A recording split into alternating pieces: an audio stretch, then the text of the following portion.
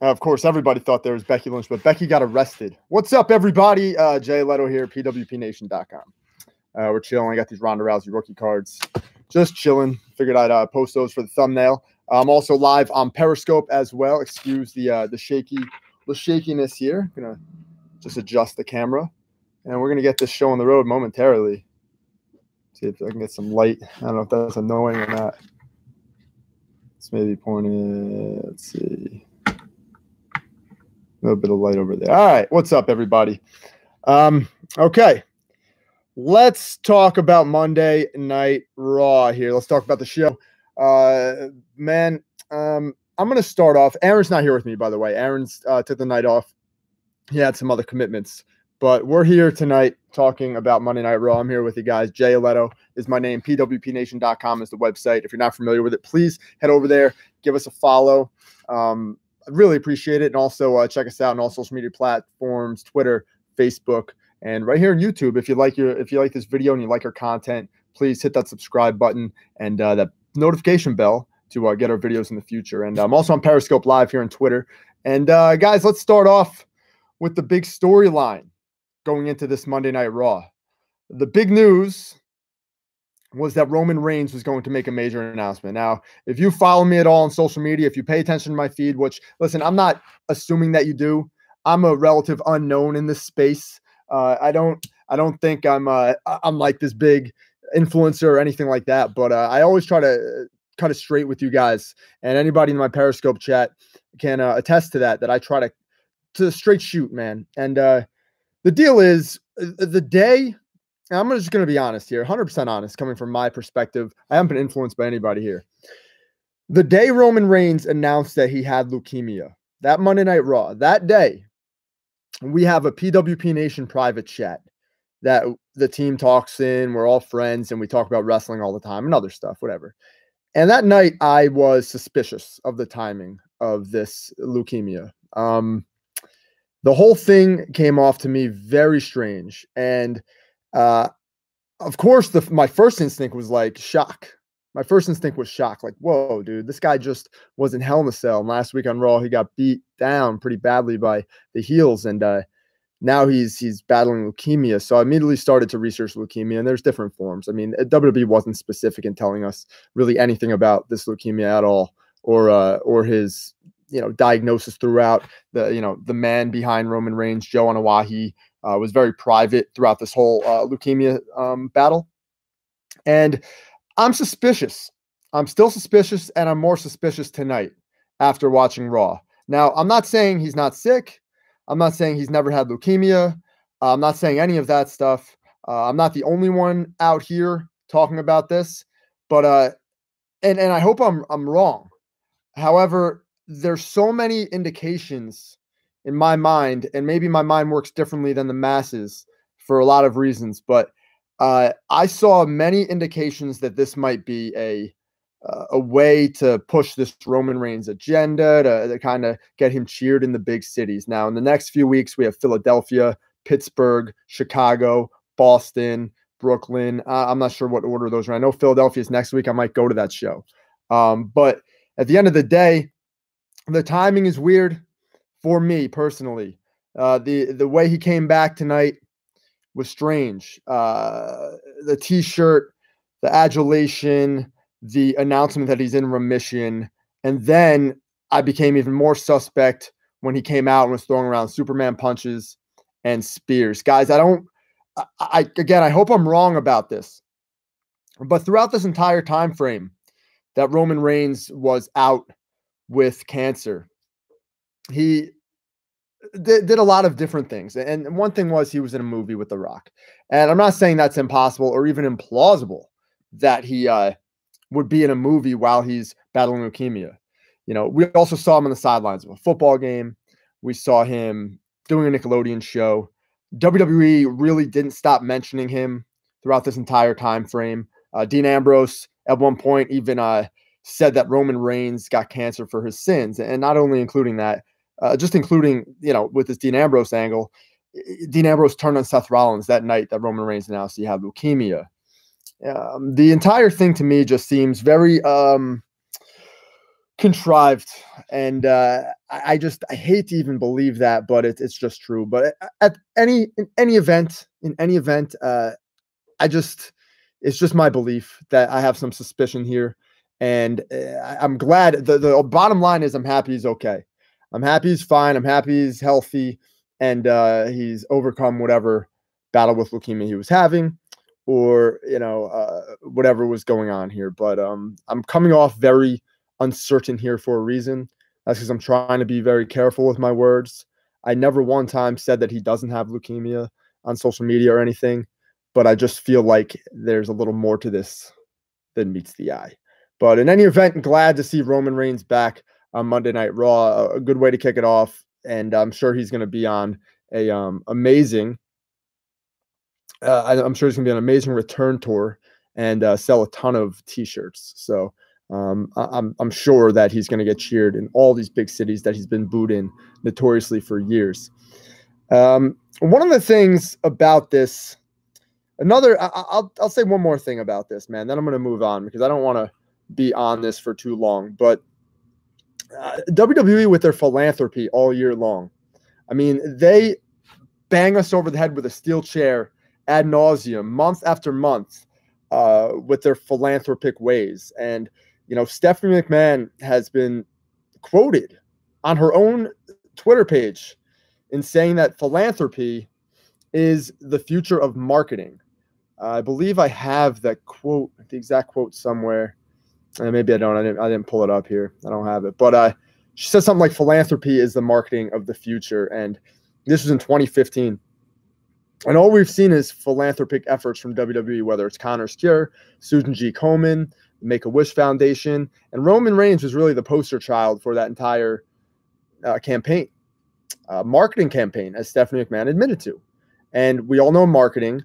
The definition of marketing is clear. And when you take marketing and put it in some, and I'll look up the Stephanie quote just so you can know for sure what it is. Stephanie McMahon's quote, and this was on March 28, 2015. You can find it on her Twitter page. I quote, "Philanthropy is the future of marketing. It's the way brands are going to win."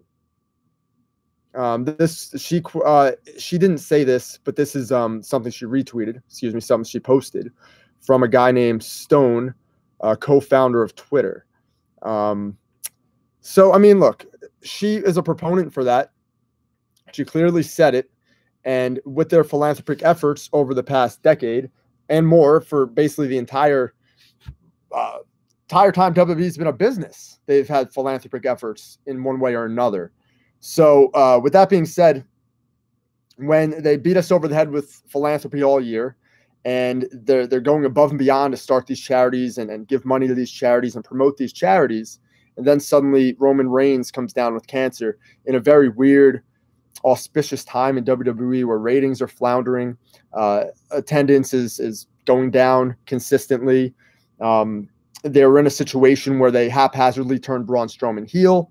They really didn't know what to do next. You have the Shield together. You got them against Dolph Ziggler, McIntyre, and Strowman. It just really wasn't that strong of an angle. Dean Ambrose turns heel, and now he's fighting Seth Rollins. I mean, the storyline doesn't work if Dean Ambrose turns heel on both of them because he doesn't have the whole authority backing him up like Seth Rollins did. So they had to deviate from the plan. I'm suspicious, guys. Sorry. Moving on with this Monday Night Raw, I think we got quickly into the action with Aleister Black coming out, and it's still exciting to see Aleister Black's music hit on Monday Night Raw. So I was pretty pumped for this. But again, just like my criticism was of Aleister Black and Ricochet and DIY's use last week, this was pretty random. And you get DIY not even really presented on the show at all. You saw Ciampa on the stage. I'm sure he banged up his knee last week on SmackDown, so he's not wrestling tonight. But Gargano was out there in some way chilling with Shawn Michaels, still a babyface, consummate babyface, man. And then you have Ricochet come out, and it's just a tag team match. And they destroy the Revival. The Revival got nothing in on these guys. The Revival have lost the last two matches they've had as tag team champions. This does not seem like a title run. They had no entrance. You didn't even see them with the titles at all. You didn't even see Revival with the belts at all, not once.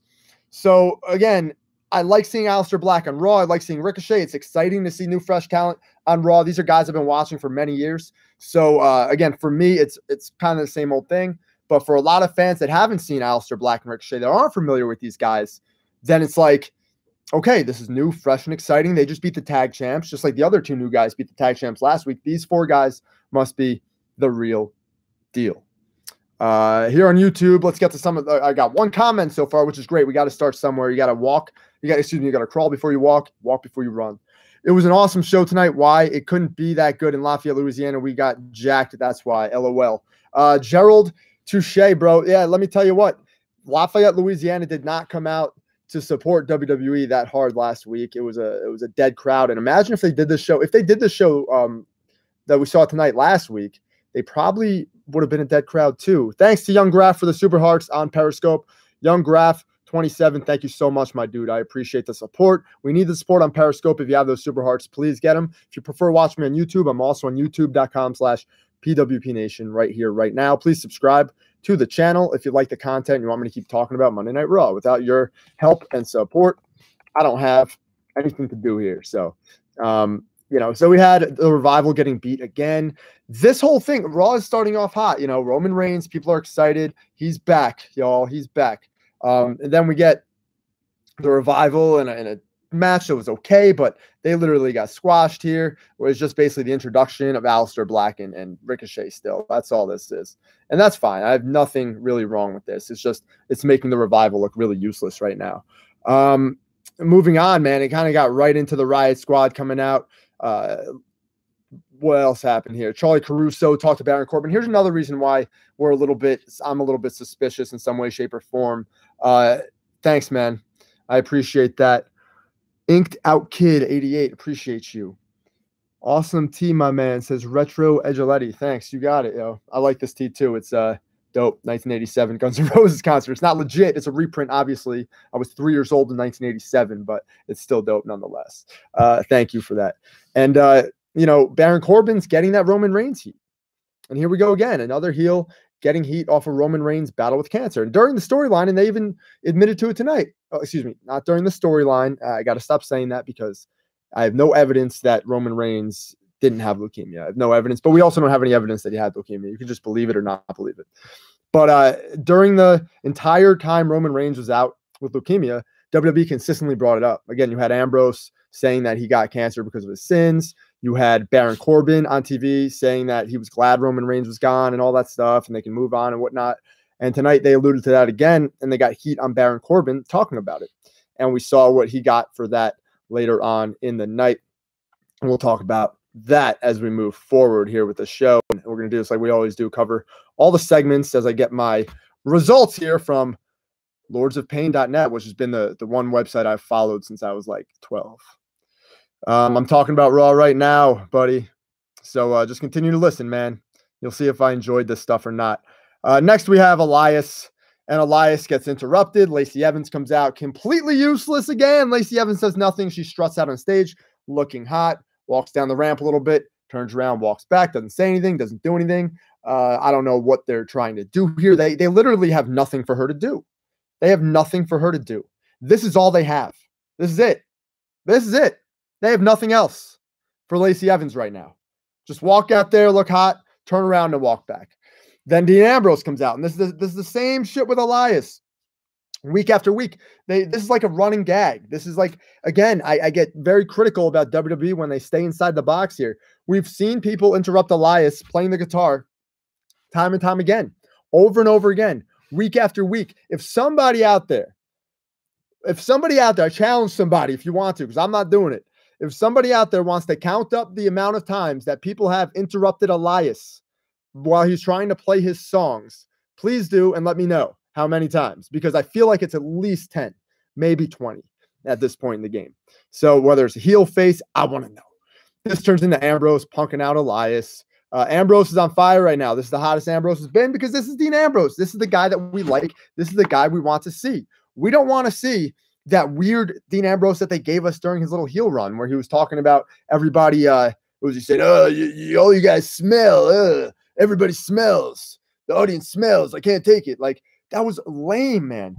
What they're doing right now with Dean Ambrose is classic Ambrose. This is what they need to do. Stay the course here while he finishes up his run with WWE. And we'll talk about more about Ambrose later because he did wrestle Drew McIntyre in tonight's main event where they had a no disqualification match. And the match was good, but we'll talk more about it later. We've seen Johnny Gargano arrive. We've seen Shawn Michaels arrive. Everybody's pumped up for Ric Flair's party. Woo! The Nature Boy. And speaking of that, this Friday, I will be in Atlantic City, New Jersey, Friday night for a special one-night only deal where Ric Flair and Hulk Hogan are going to be doing like this thing. It's at the Hard Rock Casino. I'm going to find the ad right now. AC Flair Hogan. What is it called? I can't remember what it's called. It's a Q&A type deal. And it is called, what's it called? Legends of the Ring Q&A session hosted by Jimmy Hart. So I'm going to try to get some kind of question in for Hogan and Flair here. And yeah, I'm excited for that. So I'll be there in Atlantic City, New Jersey. I'll try to get some content going for you guys. If you guys want to see some videos, I'll do whatever I can to get Hulk Hogan and Ric Flair on the cell phone video and say anything. I'm going to try, guys. I'll try to get something for you on YouTube and on Twitter and everything else. So here we go. Moving into the Riot Squad versus Ronda Rousey and Natalya again, man. Ronda Rousey and Natalya tag team match. We've seen this match before, I think. Maybe not, but Becky Lynch makes her presence felt, comes hobbling through the crowd with her crutch and attacks everyone in her sight. Yet again, Becky Lynch is badass. She's completely over right now. And I'm glad they went this route instead of the predictability of putting her in the Ric Flair birthday angle. They went with the feud that needs the focus, and they went with storytelling over just what everybody thought was going to happen. They went with a story. They continued the rivalry with Ronda Rousey, and it worked out fantastic. I enjoyed it. I was a fan of this. I especially liked that when they came back from commercial break after this whole melee, Ronda Rousey came back to the ring to continue the segment where she laid the belt down, the WWE Raw Women's Championship, in front of Stephanie McMahon's feet. That is one of the best cliffhangers they've had for this entire angle, including everything they're doing with Becky Lynch. This is the best cliffhanger we've seen so far because now we need to know what the hell Ronda Rousey is doing, what the hell they're going to do with the title. Is Ronda Rousey forcing them to bring back Becky Lynch? I think that's probably where they're headed, and I'm excited for it, and I like this. I've been critical of the storyline. I've been critical of the angle, but I like this tonight. I thought Ronda Rousey, of course, she's still a little bit awkward. She's still green. It's been a year, but you get better with promos with time. You go backstage, you sit down, you talk to a Jeff Jarrett, you talk to one of these great minds of the business, talk to Vince. He gives you tips on how to cut these promos, how to stand, how to react, what to do, how to be a little less awkward. And if she takes all that advice, which I'm sure she will, she's a consummate professional, she will definitely get better at these promos. But I'm not the only one that thought it was a little bit awkward. I'm sure it was. It came off kind of weird, but I did enjoy it overall. Thought it was fantastic. So this right here, I think, was the segment of the night for me. Next, we have Jinder Mahal. Open challenge by Jinder Mahal. And again, this was great. Kurt Angle comes out and beats Jinder Mahal in quick fashion. Basically, Kurt Angle's in the house, Ric Flair's birthday party, the whole thing. It's a great win for Kurt Angle, get him back in the winning column. They really don't have anything to do with Angle, but I'm sure they're going to use him at WrestleMania because of his star power alone, because of his appeal. He needs a singles match at WrestleMania if this is going to be his last one. It might be it. But guys, listen, this might be it for Kurt Angle. I'm hearing rumors that he might wrestle Cena. If that's the case, I like it. Angle, Cena, WrestleMania. Give it to me, baby. I wouldn't mind it, yo. That was corny. I don't know why I did that. But yeah, WrestleMania, and I'll be a happy camper because I will be in that stadium for about 6 hours on WrestleMania weekend. Get ready. It's going to be a three-way for the Women's Championship for sure, especially after tonight, says Gerald Touche. Absolutely, Gerald. I agree 100%. That's been the plan for months. That has been the plan, no doubt about it. Alexa Bliss out now. She has a moment of bliss with Finn Balor, and I kind of like the idea where Bliss is like, let's make a deal. You show me your abs, and I'll show you my. And then Lio Rush's music hits. Heat on Lio Rush here. Decent promo exchange with Lio and Finn, which leads to Balor versus Rush for the IC title. Solid little match here. Good storytelling. Finn Balor was, hurt his knee at some point in the match. Lio Rush worked it over. Balor picks up the win. Clean win over Rush here. Again, solid little match. Lio Rush, to me, is underrated. Apparently, he's had some backstage heat at some point in time. But the guy he's so small, but he's so versatile. He can work a main event style if you need him to. He could do whatever you ask him to do. Triple X 2600 on YouTube. Nice. I'll be at Mania as well. Awesome, dude. Thank you for letting me know, man. If you see me there or if you want to tweet me or something, please do. And we'll get a photo or talk or whatever the fuck. I'll be there. I'll be there all weekend. Here we go. Backstage. We get Tucker and Otis. Otis is funny, man. That's all I got on this, the Ascension. Otis is funny. That's really all I got out of this. We got to see a little backstage segment here with putting over Heavy Machinery. Bobby Lashley and Lio Rush backstage was cool. Lio Rush was pissed off at, Bobby Lashley was pissed off at Lio. Guys, I understand that a lot of people don't like Bobby Lashley because he's a little bit bland, but he's in his wheelhouse right here. He's able to act angry. He's able to act pissed off. He's a heel. The comedy stuff they had him doing last year, the stuff with Sami Zayn, with his sisters that were just men dressed in drag, it was some of the most atrocious shit we've ever seen in WWE history.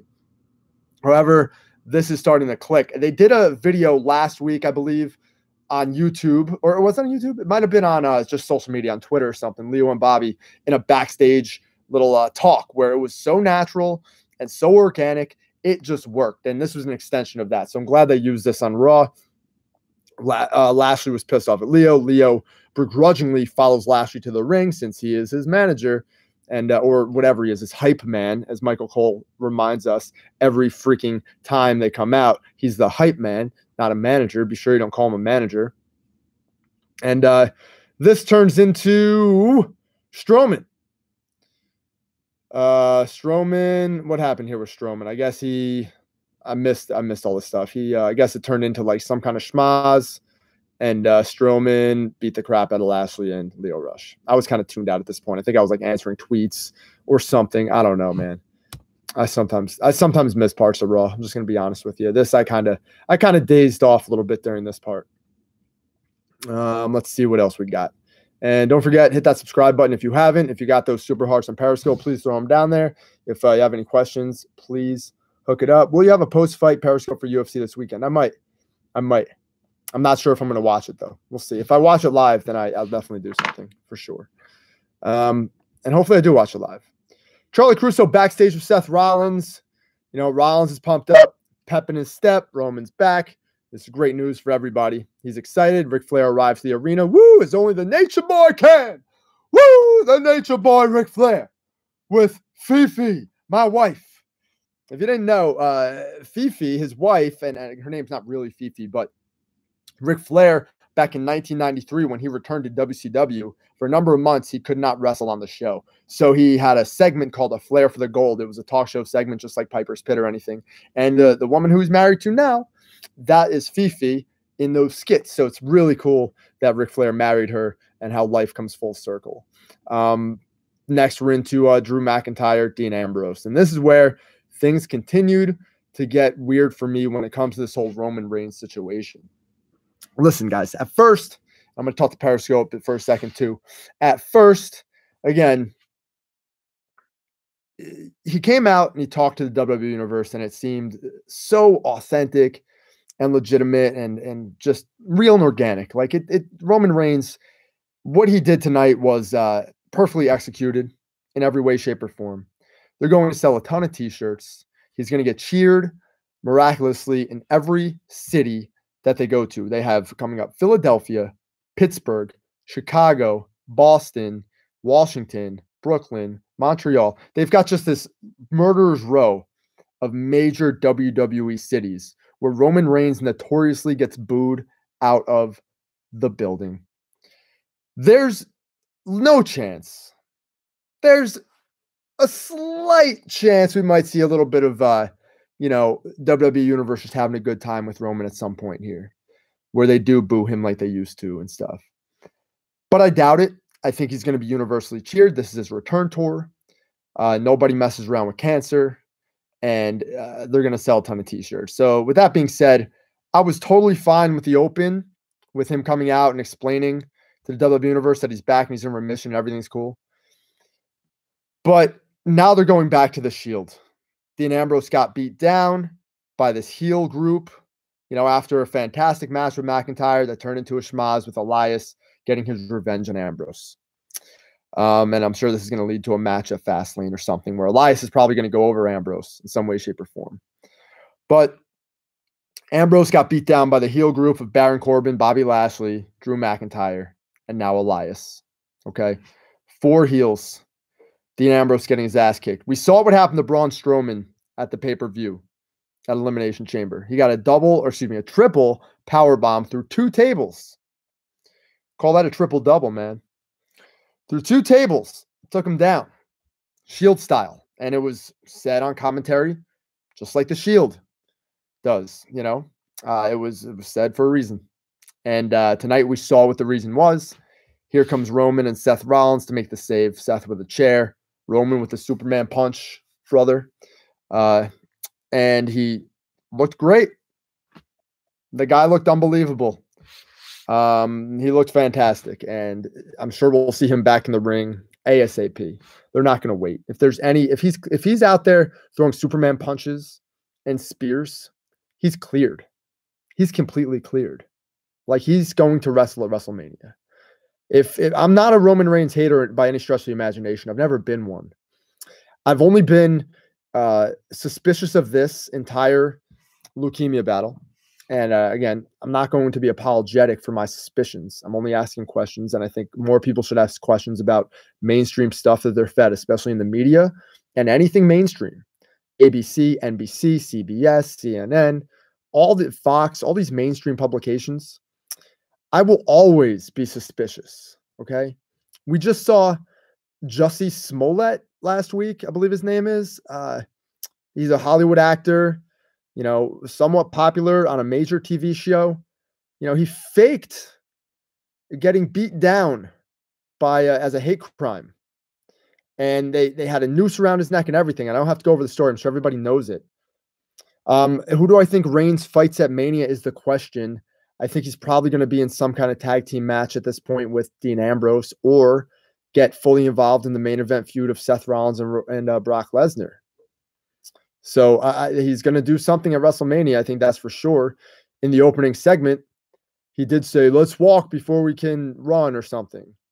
Well, you ran tonight, brother. You ran tonight. He ran down to the ring, hit a couple Superman punches. I think he hit 3 of them. They looked fantastic. And then he hit a devastating spear on Elias. Listen, again, I hope I'm not right about any conspiracy theory or suspicion. But let's take a look while we're back on this topic before I get to the awesome finish of Raw. And Raw, and I'm going to talk about the end of Raw. The end of Raw was the best finish they've had to Raw in probably years. The end of Raw was one of the best finishes they've ever had to Monday Night Raw. As well, maybe not ever, but in the modern era, at least, we haven't seen a finish to Raw like this in a long time. But while I'm on this Roman Reigns Shield reunion thing, let's talk about Vince McMahon for a second, okay? And this was my original thought when Roman Reigns announced that he had leukemia.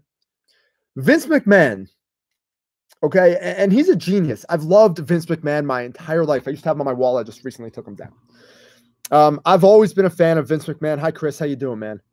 I've always been a fan of Vince. I looked up to Vince from a marketing standpoint, from a sales standpoint, from an entrepreneurial standpoint for many years. The guy's one of the best businessmen of all time. He created pay-per-view. He's a fucking visionary. He saw the where the business was going. It was going from a wrestling company to a content creation company, and that's where we're at right now. But he's responsible for some of the craziest storylines in history. Let us not forget that Vince McMahon was responsible for Terry Runnels faking a miscarriage on Monday Night Raw. They worked a miscarriage. Now, a miscarriage is nothing to joke about. You know what I mean? It's not. They exploited, okay, the night after Brian Pillman died of a drug overdose, the night after they had Brian Pillman's widow live on Raw, crying about the death of her husband. Very strange to do that for a lot of reasons. When the guy just overdosed and died, Brian Pillman, you know, tragically. I know it was 1997, but I already talked about that, Chris, earlier in the show, man. You got to go back. You can watch the replay here on Periscope or watch it on YouTube, as I'm filming live on YouTube as well. Vince McMahon is also responsible And I'm cutting through a lot of it. He's also responsible for faking his own death. He blew himself up about 12 years ago on Monday Night Raw at the conclusion of the episode. The limo blew up right after he closed the door when walking into the limo. Now, anybody who had a brain knew this was a work, knew that Vince McMahon didn't die that night. But WWE treated it like he did. They had multiple superstars sending in their condolences. They had Stephanie McMahon crying in the middle of the ring, saying, "I miss you, Dad." This is all out there, okay? This is nothing new. There's plenty more. Vince McMahon was live on Raw, pulling things out of Jim Ross's ass after Jim Ross had to take time off because he had to have some kind of surgery that involved his ass.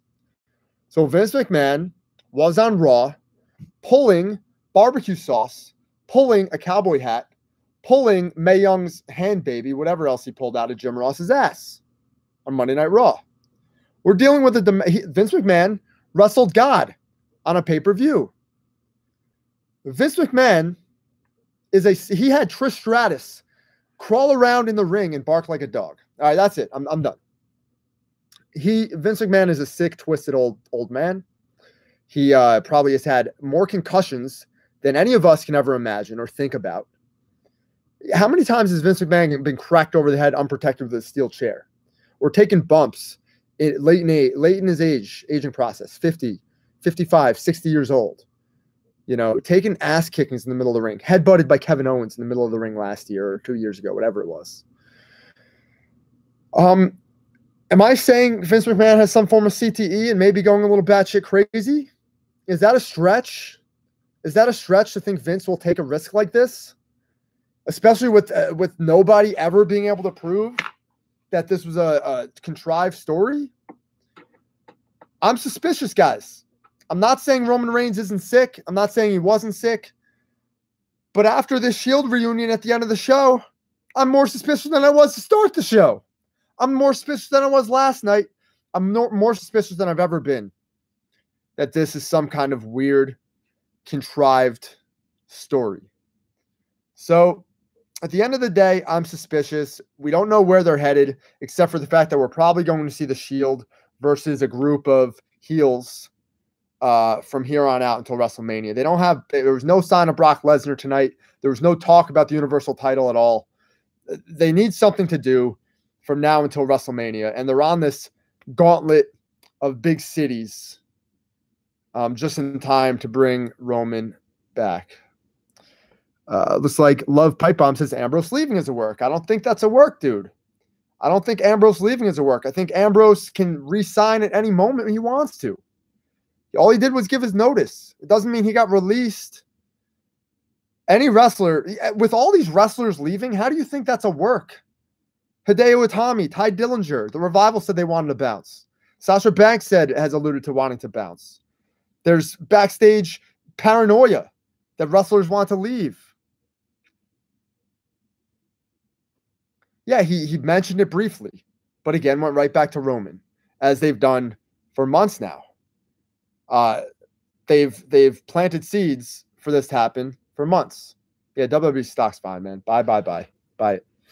I'm not a financial advisor, okay? By the way, I'm not a financial advisor at all, but I'm high in WWE stock, eclipsing $100 per share around WrestleMania, especially with Roman Reigns returning. I'm probably going to place an order today or tonight before I go to sleep, just so tomorrow I get some residual from this good publicity they're going to have for Roman Reigns being on Good Morning America and all the mainstream stuff that's going down.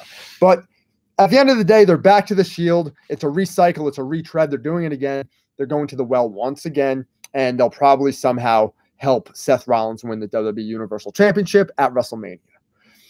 Now, let's get to the best part of Monday Night Raw, baby, Ric Flair's birthday celebration. And when this was about to happen, I'm looking at the clock, and I'm like, man, they have 5 minutes. They have 5 minutes to bring out Ric Flair, to cut a promo, to cry, to do all this stuff. Yep, Sting was on the show, man. That was awesome. Ricky the Dragon Steamboat. They brought in all these great wrestlers from Ric Flair's past. Triple H was out there. Stephanie was out there. Shawn Michaels. All the wrestlers were on the ramp. Awesome. This was fun, man. I was really happy for this. But then Ric Flair's music hits, and it plays, and nothing happens. Backstage, we get the shock of a lifetime. Now, everybody had said Batista was backstage. I heard that earlier in the day. Batista was backstage, but you figure he's just going to be there to celebrate Ric Flair's birthday. I didn't see this coming, and I fucking loved it, man. I loved it. Eric Van Dishmay says, poor Arn Anderson. No, I think this was, it's not a case of poor Arn Anderson. It's a case of Arn Anderson and Vince McMahon not getting along and clashing for a long time now, and finally you have to part ways. It's that simple. There's no big deal there. It happens. People get fired all the time when they clash with their bosses. It happens. But anyway, Batista goes up to Ric Flair's dressing room, a nice sign on it that says Ric Flair night or whatever. Ric Flair's 70th birthday celebration, whatever it said.